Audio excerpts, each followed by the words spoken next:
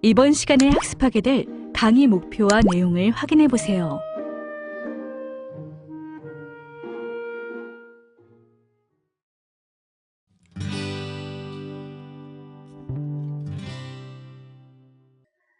지금부터는 출애굽기 24장부터 40장까지 마지막 남아있는 부분을 살펴볼 텐데요. 여기서 키워드는 성막입니다. 성막이 어떻게 건설되라고 하나님 말씀하시고, 그 다음에 성막이 건설되는 것, 이것을 같이 한번 살펴보고자 합니다. 그래서 먼저는 전체적인 한번 구조를 살펴보면 이렇게 큰 카이아스틱 구조, 교차 대구법을 이루는 것을 볼 수가 있겠습니다. 여러 학자들마다 다양하게는 있는데 이렇게 나타나는 것을 보면 어떻게 이 24장부터 40장까지가 크게 쌍을 이루는지 좀 볼 수 있을 것 같아요. 이제 처음에 B 부분을 보면 성막이 어떻게 지어질 건지를 하나님이 말씀하시고, B 다시를 한번 보시겠어요? 35장에서 40장 앞부분 33절까지는 뭐가 되어 있냐면 성막이 건축이 되어집니다. 건설되어져요.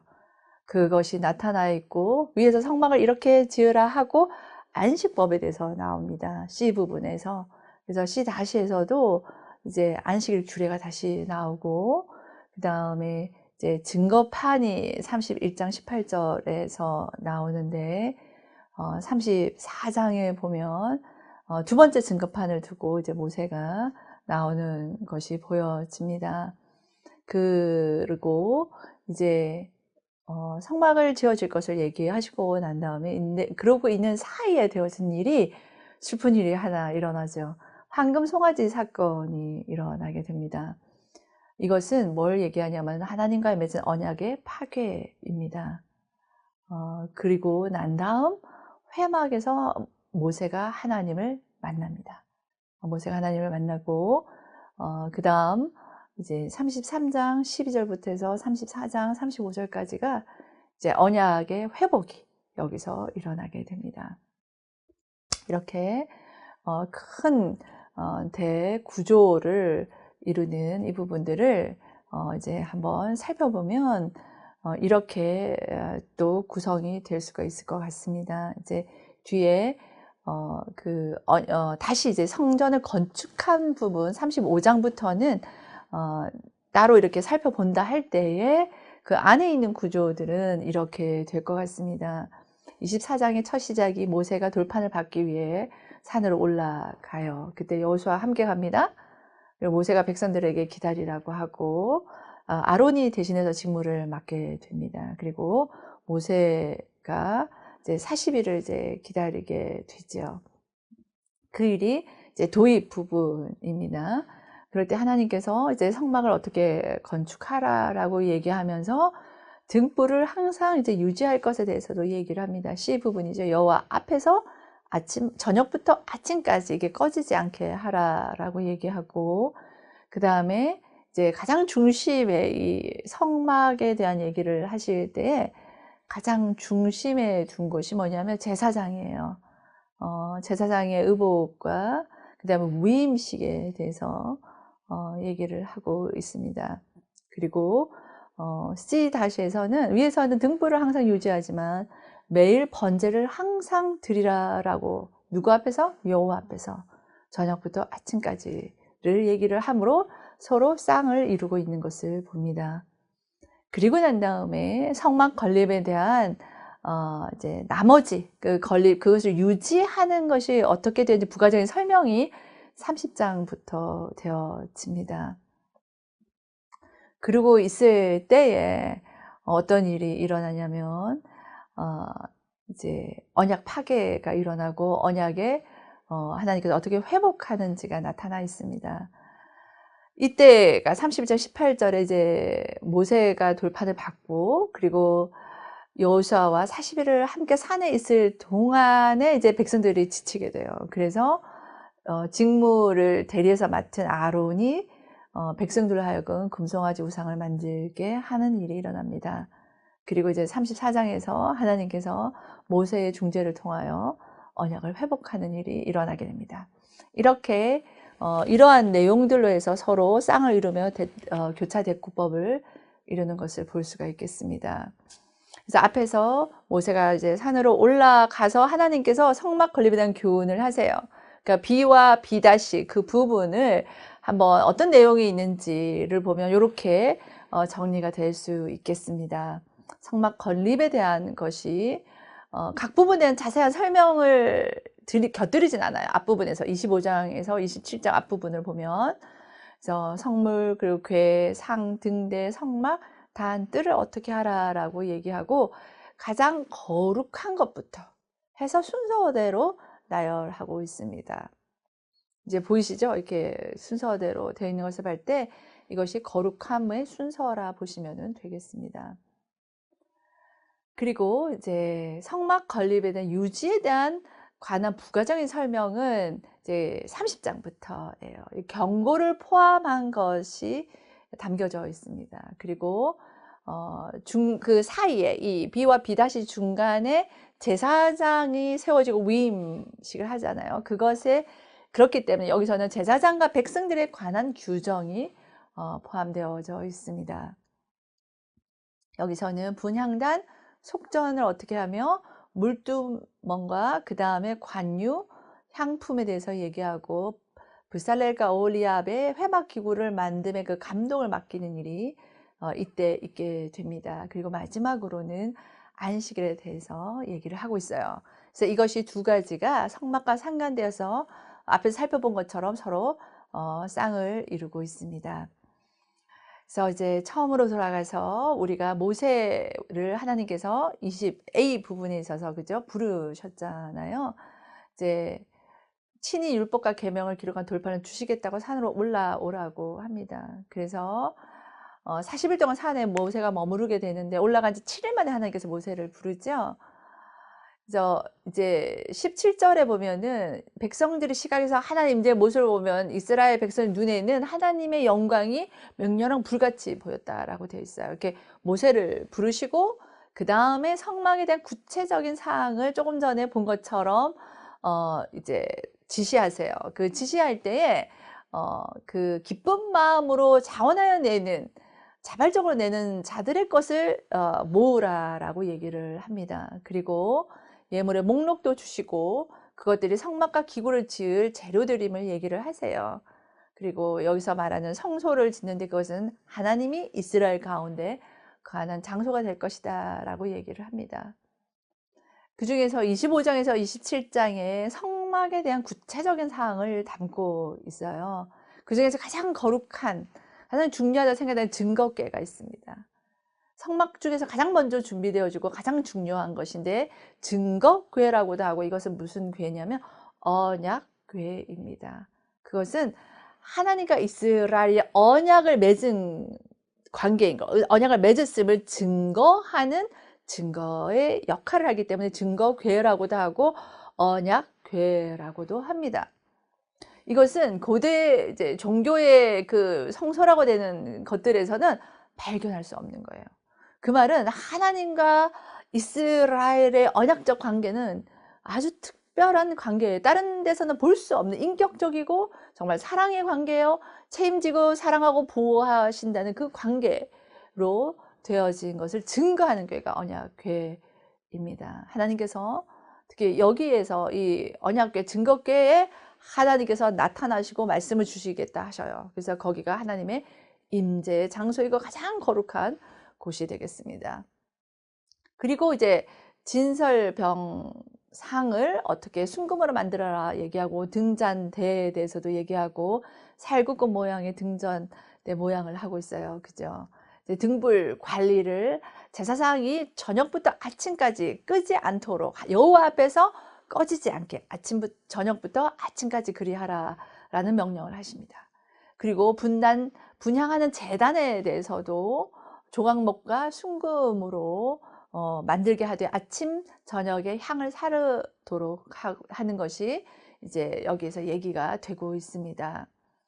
그리고 이제 성막을 짓는 것을 말씀을 하는데 자색, 청색, 홍색 이런 배실들로 수를 놓고 그것을 만들어 휘장들을 만들어 이를 연결하는 고리를 금으로 하라라고 얘기를 합니다. 여기 성막을 덮는 막이 있는데 세 개가 있어요.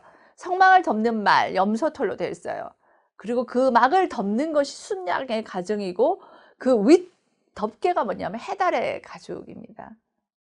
이것은 안쪽일수록 정교하고 값비싼 것을 사용하고 있습니다. 이것은 거룩성을 차등을 두는 표현이다라고 얘기도 하고 있어요. 이렇게 하나님의 거룩성을 상징하는 것이 덮개들로 막으로 나타나고 있습니다. 이제 성막의 벽을 아카시아 나무와 나무로 짓고 금고리로 연결할 것을 얘기하고 휘장이 있어요. 성소와 지성소를 구분하는 것을 얘기를 하고 있습니다. 이렇게 성막이 어떻게 지어져야 될 것을 얘기하고 있는데 성막은 1차적으로는 하나님의 임재와 내주하심을 상징을 합니다. 그리고 또 하나님께서 이스라엘 가운데 계심을 나타내 주는 거예요. 이제 앞으로도 앞에서 봤던 사진에서 본 것처럼 이 성막이 중심에 있고 그 다음에 이스라엘이 야영을 그 족속별로 뺑 둘러서 있습니다. 이 이스라엘 가운데 하나님의 성막이 있고 위치적으로도 그러하지만 실제적으로도 하나님의 실제가 이스라엘 자신 백성 가운데 있음을 나타내는 것입니다. 결국 이것은 뭘 얘기하냐면 1차적으로 먼저 하나님께서 먼저 이스라엘 가운데 다가오신 하나님임을 얘기하고 있고 거룩하신 하나님이시지만 우리가 만날 수 있는 접근 가능한 하나님을 표현해주고 있는 것이 여기 성막이다라는 거예요. 근데 이 성막에는 다가갈 수 있는 사람과 시기는 제한되어 있습니다. 그러나 이 성막은 접근 불가능한 하나님, 인간이 결코 다가갈 수 없는 하나님이 아닌 것을 얘기해요. 그러나 함부로 다가갈 수 없는 거룩하신 하나님인 것을 또한 성막은 나타내주고 있습니다. 그렇게 해서 이제 성막이 어떻게 지어질 걸 얘기하고 난 다음에 큰 우리 구조에서 가장 중심에 있었던 것이 제사장이에요. 제사장의 옷과 그다음 위임에 관한 부분입니다.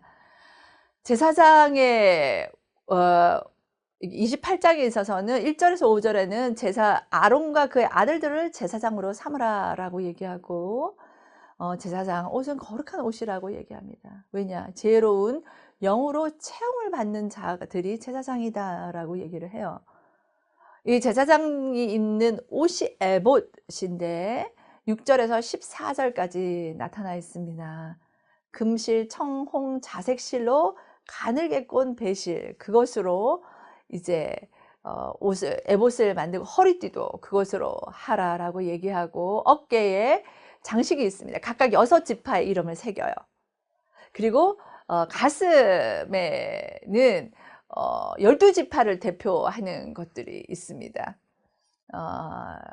거기에 이제 가슴 바지가 15절부터 나오는데 거기에 12 보석이 있어요. 이것은 12 이스라엘의 이름을 대표하는 것입니다. 그리고 우림과 둠빔을 가슴바지 주머니에 넣어두라라고 얘기를 합니다. 그리고 겉옷에 대한 얘기가 31절에서 35절에 나옵니다. 그리고 옷 가장자리에 석류와 금방울을 번갈아 달아 놓아서 움직이는 방울 소리를 들리면 살아있음을 알도록 제사장 옷에 그렇게 짓도록 얘기를 하고 있습니다. 그리고 기타 사항의 속바지를 어떻게 만들고 제단을 오갈 때 그것이 하체를 가리기 위해서 그렇게 만들라고 얘기하고 있습니다. 그러한 것들에 대해서 28장에서 거룩한 옷을 만드는 것이 얼마나 세심하게 되어 있는지를 보여줘요. 하나님의 구별된 사람, 그 거룩함으로 나아가기 위해서 하나님께서 하나님의 섬세하심으로 제사장들이 입을 옷도 이렇게 구체적으로 묘사하고 있는 하나님의 섬세하심이 드러나 있는 것을 봅니다. 가슴에 있는 12돌들과 여기 어깨에 있는 12돌들을, 돌이 아닌 보석이죠. 그 보석들을 통해서 제사장이 그냥 제사장 개인의 거룩함이 아니라 이스라엘의 거룩함을 대표하는 것이 이스라엘의 대표자임을 얘기하는 것으로 볼 수가 있겠습니다.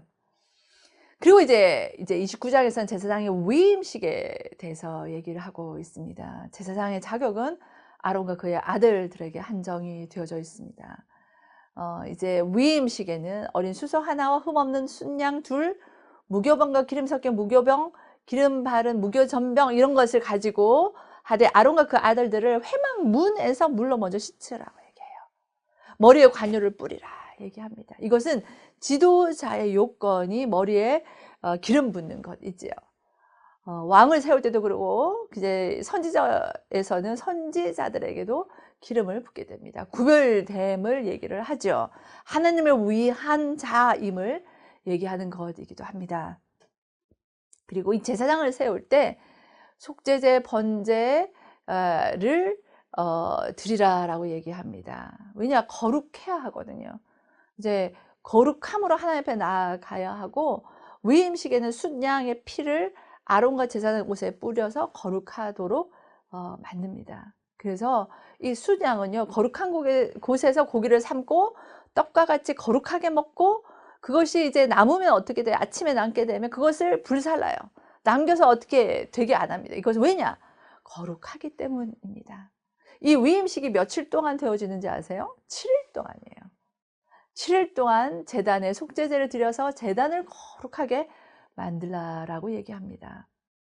그렇게 위임되고 난 다음 매일 번제를 드릴 것을 얘기를 해요. 앞에서 등불이 꺼지지 않게 하라고 매일같이 밤부터 저녁부터 아침까지 꺼지지 않게 하라고 했는데 여기에 있는 번제 또한 하나님께서 그리 하라라고 얘기를 하세요. 아침 저녁으로 드리고 어린 양 한 마리에 고운 밀가루 10분의 1 에바와 찡은 기름 4분의 1을 더하고 이제 포도주 4분의 1을 더해서 이렇게 드리라라고 얘기를 하고 있습니다. 화제, 소제, 전제 이런 제사를 드릴 것을 얘기를 합니다. 이것은 이렇게 얘기가 29장까지 위임식이 되어지고 난 다음에 되어진 것이 여기 여러분이 보이는 것 쪽에서 오른쪽에 좀 진하게 글되어 있는 거 보이시죠? 이제 부수적인 설명이 있습니다. 여기에는 경고를 포함하고 이제 제사장이 위임식 어떻게 할 것이 했기 때문에 제사장과 백성에 관한 규정과 마지막에 보면 안식일에 관한 규정들에 대한 것이 소개가 되고 있습니다. 이렇게 31장까지 성막을 어떻게 지을지에 대해서 모세가 40일 동안 산에 가 있을 동안 이제 주어진 규례와 성막의 양식이에요. 그런데 이제 32장을 보면 이제 황금 송아지 사건이 일어나게 됩니다. 그것은 모세가 40일 동안 산에 가 있을 때 내려오지 않자 백성들이 아론에게 쪼르게 됩니다. 우리를 인도할 신을 만들어 달라고 요청을 합니다.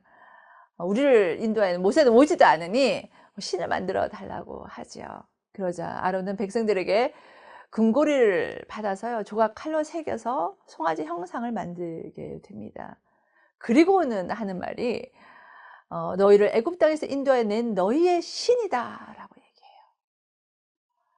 이것은 아론이 백성들의 잘못된 요구를 거절하지 못하고 제대로 된 리더십을 발휘하지 못하고 아론이 하나님보다 백성들을 더 두려워하는 모습의 결과가 이렇게 되어졌습니다. 그가 다음 날이 여호와의 절일이라고 선언해요. 일찍 일어나서 번제와 화목제를 드리고 먹고 마시고 뛰어놓은 것이 나타나요. 이 모습은 하나님과 언약을 맺을 때 모습과 동일한 모습입니다. 이들은 하나님과 언약을 맺은 지 며칠도 안 지났어요. 40일도 안 됐어요. 이것이 인생의 우리의 모습 아니겠습니까? 40일도 안 돼서 바로 우상을 만들어 섬겼습니다. 그것도 모세가 하나님을 만나라고 한 그 산에서 말입니다.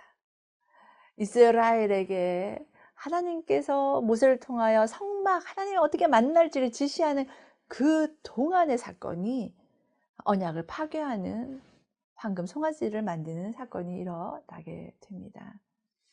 이 황금 송아지 사건은 언약을 파괴하는 사건이에요. 그것을 어떻게 볼 수 있냐면 하나님께서 이스라엘과 어떻게 언약하셨는지와 이 황금 송아지 사건과 비교해 보면 알겠죠. 그래서 여기 제가 한번 도표를 만들어 봤습니다. 이스라엘과 시내산에서 언약을 맺을 때 이스라엘과의 관계의 역사성을 출애굽기 20장 2절에는 나는 너를 애굽 땅 종되었던 집에서 인도하여 낸 너희 하나님 여호와다라고 여호와께서 인도했다라는 것을 역사성을 얘기하는데 이 황금 송아지 사건에서 이와 동일한 얘기를 합니다. 황금 송아지를 만들어 놓고는 32장 4절에서 이는 너희를 애굽 땅에서 인도해낸 너희 신이다라고 황금 송아지를 이스라엘 백성에게 아론은 이렇게 얘기를 하고 있습니다. 그 다음 언약을 맺을 때에 공적인 준비 시간이 시내산에서 하나님과 이스라엘 관계에서는 셋째 날을 기다리게 하고 셋째 날에 여호와가 온 백성의 목전에서 시내산으로 강림을 하세요. 이날이 여호와의 날이죠. 그 하나님께서 임하신 날인데 3일째 되는 날에 그렇게 하신다 얘기를 하는데 여기 출애굽기 32장 5절에서는 아론이 그래요. 내일이 여호와의 절이다 라고 하고 공적인 준비 기간을 얘기를 합니다.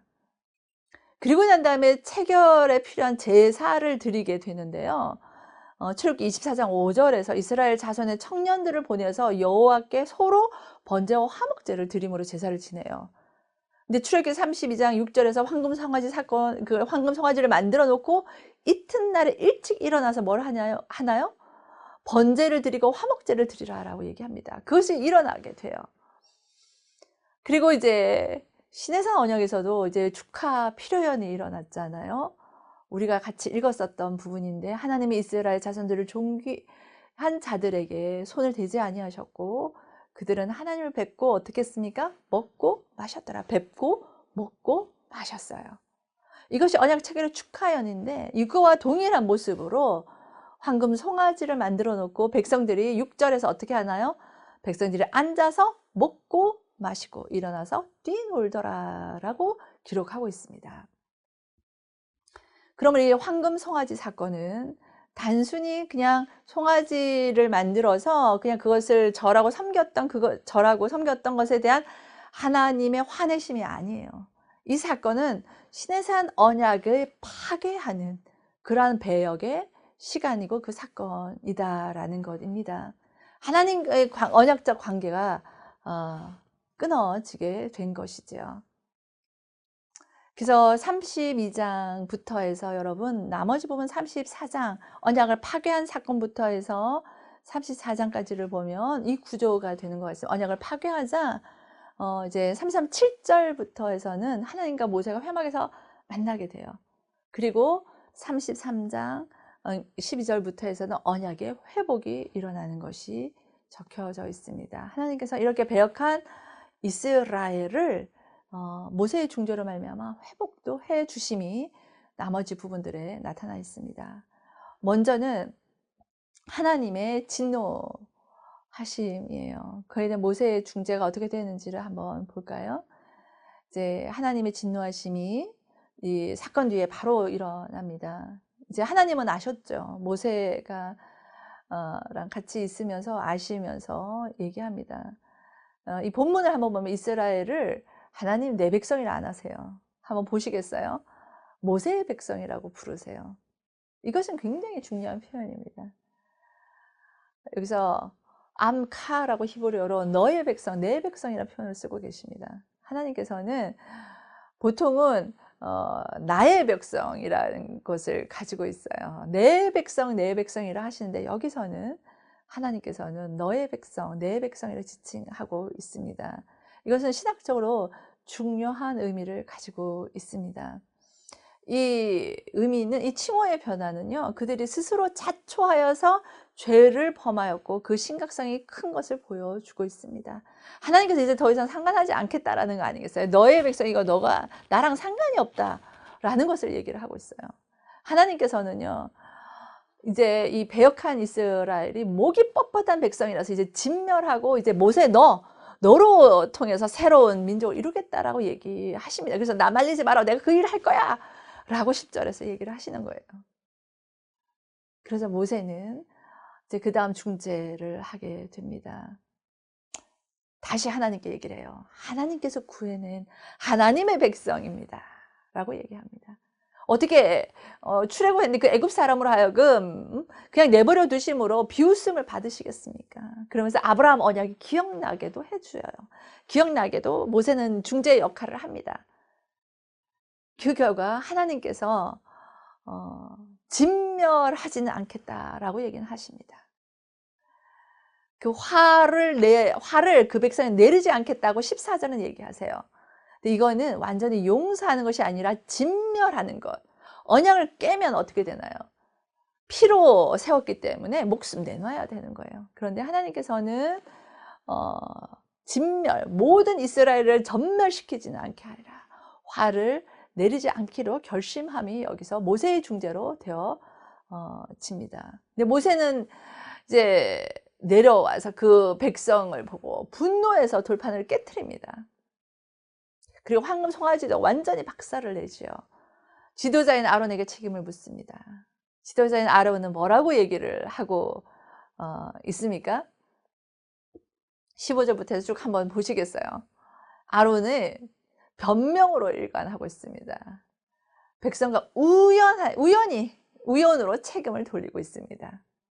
그러나 모세는 25절에 보면 그 책임은 아론 너에게 있다라고 얘기를 해요.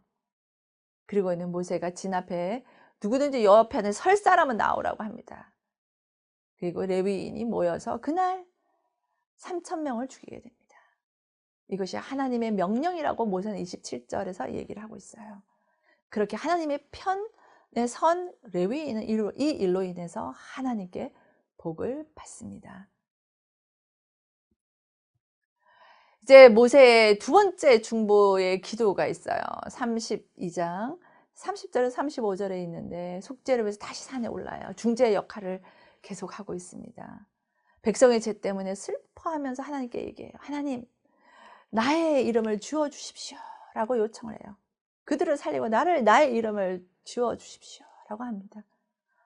진정한 리더십의 모습이죠. 지도자의 모습입니다. 아론과는 너무나도 대조되는, 우연히 되어졌다라고 하며 자신의 책임을 회피했던 아론과는 정말 대조되어지는 진정한 지도자의 모습을 여기서 보여주고 있습니다.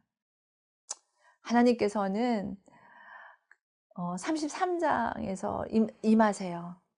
임하셨는데 뭐라고 얘기하시냐면 내가 동행하지 않겠다. 동행을 거절하십니다. 1절에서 3절에 나타나 있어요. 모세에게 백성을 이끌고 가나안 땅에 가라고 하십니다. 그리고 사자를 보내세요. 여기서 사자는 하나님의 임재를 상징하는 게 아니고 하나님의 부재를 상징합니다. 그런 모세가 있는데 이렇게 쫄르면서 기도를 하잖아요. 그 기도 때문에 그냥 사자는 같이 보내는 거예요. 하나님께서 같이 안 가신 이유를 본문에서 이렇게 얘기하고 있어요. 이스라엘 백성의 목이 곧기 때문에 그 길에서 내가 그들을 진멸할까 염려하기 때문이다. 그래서 내가 함께하지 않겠다라고 거부하십니다. 그리고 그랬을 때 백성이 회개합니다. 4절에서 6절에 보면 하나님 명령대로 백성들의 몸치장을 제거하고 근신합니다. 그리고 백성들이 어떻게 해야 될지를 알려주셔요. 그렇게 되자 이제 34장에서는 언약의 회복이 이제 기록이 되어져 있습니다. 새로운 증거판을 주십니다. 이전에는 직접 하나님 주셨어요. 이번에는 모세가 가서 깨서 그런지 이유는 안 나타나 있어요. 모세에게 돌판을 만들어 오라라고 얘기합니다. 이때는 모세만 산을 올라요. 그때 하나님이 임재하세요. 여호와의 이름이 선포됩니다. 여호와라 자비롭고 은혜롭고 노하기를 더디하고 인자와 진실이 많은 하나님이라. 악과 가실과 죄를 용서하리라. 아멘. 그러나 벌을 면제하지는 아니하고 아버지의 악행을 자손 3세대까지 보응하리라. 그렇습니다. 시내산에서 언약 맺기 전에는 하나님 용서해 주세요. 언약을 맺고 난 다음에 뭐가 따르냐면요. 언약에는 상벌이 달라요. 순종할 때는 축복하고 순종하지 않는 저주가 있습니다. 그렇기 때문에 죄에 대한 대가가 따르게 됩니다. 하나님께서 이렇게 말씀을 하시자 모세의 반응은 어떠합니까? 3절에 급히 엎드려 경배하면서 다시 한 번 더 동행해 주시기를 요청을 하고 있어요. 하나님께서 응답하십니다.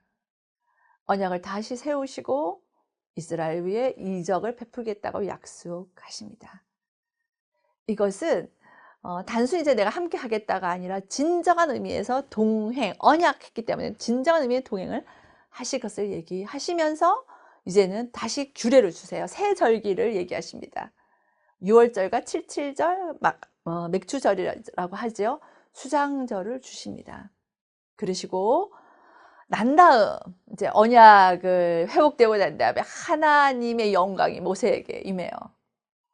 40주야로 시내산 보낸 말씀을 받고 이제 돌판에 10계명을 새겨서 오지요. 그 내려올 때 하나님의 영광을 위해서 모세의 얼굴에 광채가 납니다. 어느 정도의 백성이 두려워서 수건으로 얼굴을 가립니다. 하나님의 성막이 들어갈 때에 여호와의 말을 전할 때만 수건을 벗게 됩니다. 하나님의 영광이 이제 임하는 것을 볼 수가 있습니다. 이렇게 여러분 앞에서 봤던 것처럼 도표가 보이시죠? A, B, C, D, C-, B-, A-. 여기 A-에서 언약의 파기가 일어나고 회복이 일어나죠. 그것이 34장의 언약의 회복이 일어나고 될 거면 마지막 부분 한번 보세요. 그러고 난 다음에 이제 출애굽기 35장에서 40장까지 중단되었던 언약의 제도의 부수적인 것이 이제 얘기되어지고 말씀해 주시고 그다음 완전하게 세운 일을 계속하게 되고 결론적으로는 하나님께 말씀하신 대로 그 식양대로 성막이 건축되어지게 됩니다.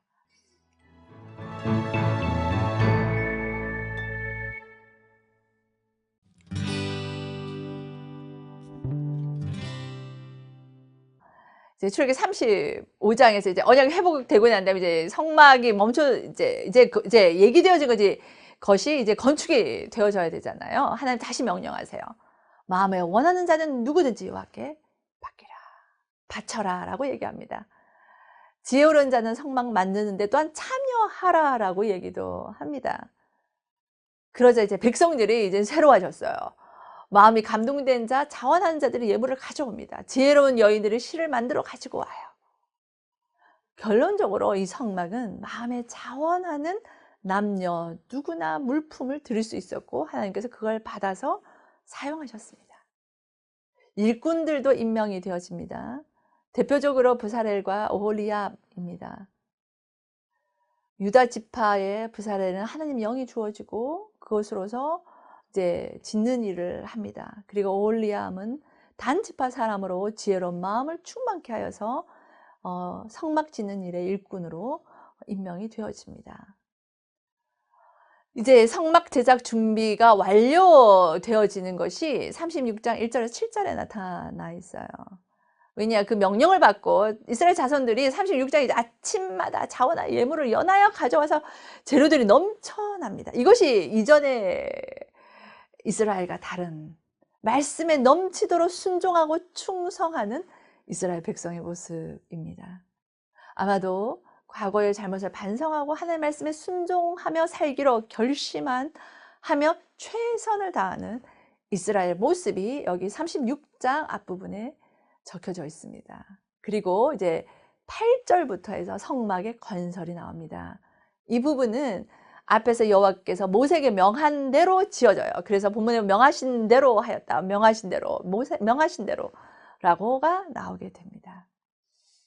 그렇게 해서 이제 만들어지는 것이 완성이 40장에 있어서 완성이 되어집니다. 39장까지 여호와께서 모세에게 명한 대로 성막이 건축되어지고 그 결과가 40장에 나타납니다. 1절에서 11절에 성막을 세우라고 명하시고 첫째 달 초하루에 성막을 세우고 모든 성물을 제자리에 두고 관유로 모든 성물들을 거룩하게 하게 되고 12절에서 15절에 제사장을 세우라고 명하시고 거기에 아론과 아들들에게 기름 부어 거룩하게 함으로 대대로 영영이 제사장이 되게 합니다. 그리고 16절에서 33절에 모세가 여호와의 명령대로 성막과 제사장을 세웠다라고 얘기하고 있습니다. 세운 것으로 끝나지 않아요. 34절에 보시면 40장에 보면 하나님의 영광이 성막에 충만하게 나타납니다. 그것은 하나님께서 이스라엘에게 임하신 그 임재를 뜻합니다. 그리고 구름이 이스라엘의 진행을 인도하고 밤에는 불이 이스라엘 진영을 안내하고 보호함을 36절에서 38절에서 얘기하고 있습니다. 이렇게 하나님께서는 이스라엘과 동행할 것을 불기둥과 구름기둥뿐만 아니라 성막을 완성하심으로 성막 가운데 이제는 나타나시고 그 임재하심으로 함께할 것을 말씀하고 있습니다. 그렇습니다. 성막의 모습은 앞에서 보았던 것처럼 이렇게 지어졌어요. 여호와께서 모세에게 명령한 대로 이렇게 지어졌습니다. 이 성막은 광야에서는 성막이죠. 그것이 이제는 나중에는 다윗과 솔로몬을 통하여 예루살렘 성전으로 되어지고, 그리고 스룹바벨 성전으로 세워지고, 나중에는 예수님께서 성전이라 하시고, 그리고 이제는 교회를 세우시고 온 세상 가운데 그 교회가 세워지고 결국은 하나님의 나라 예수 그리스도가 결국은 성전이심이 계시록 마지막에 나타나게 됩니다. 이렇게 우리가 출애굽기서 전체를 3번에 걸쳐서 살펴보았습니다. 중요한 부분들을 장별로 이렇게 보면 하나님께서 출애굽하게 하셔서 시내산까지 여정이 18장으로 되어진다면 19에서 24장에는 시내산 언약이 키워드로 되겠습니다. 그리고 25장에서 31절에서는 성막 짓는 법을 가르쳐 주시고, 그리고 제의를 가르쳐 주십니다. 그리고 32장에서 34장에는 황금 송아지 사건으로 언약이 파괴되어지고, 그러나 하나님께서 언약을 회복하심이 담겨져 있습니다.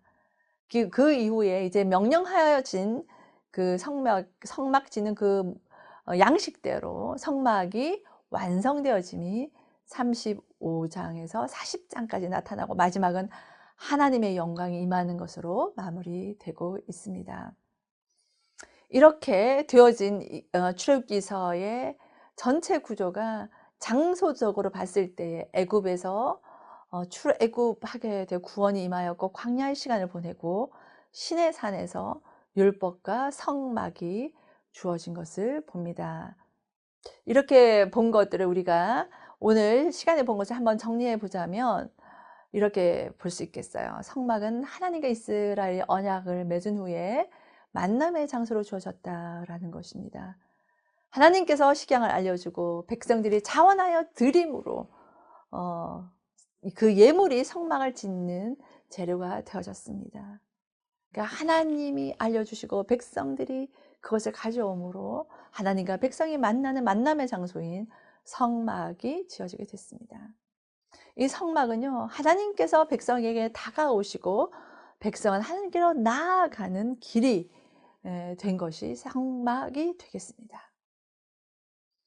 황금 송아지 사건은 단지 우상을 하나를 만든 사건이 아니라 하나님과 이스라엘이 맺은 그 언약의 관계가 파괴되어지는 것으로 지도자인 모세의 중보기도와 백성의 회개를 통하여 그 언약이 다시 회복되어졌습니다. 그 이후에 이제는 명령되어졌던 성막 제작이 준비가 완성이 되어지고, 또한 성막 또한 그 재료들로 아름답게 건축이 되어졌습니다. 하나님께서 이스라엘의 하나님이 되셔서 영원히 그들 가운데 거하시는 처소로서 영광 가운데 임하심으로 이제는 성막의 완공의 모습이 출애굽기서 마지막에 담겨져 있습니다. 이렇게 진행되어진 출애굽기의 사건들과 이스라엘 백성들의 모습, 또한 모세의 리더십을 통해서 하나님이 누구신지를 알고 우리가 누구인지를 아는 귀한 시간이 되셨기를 바랍니다.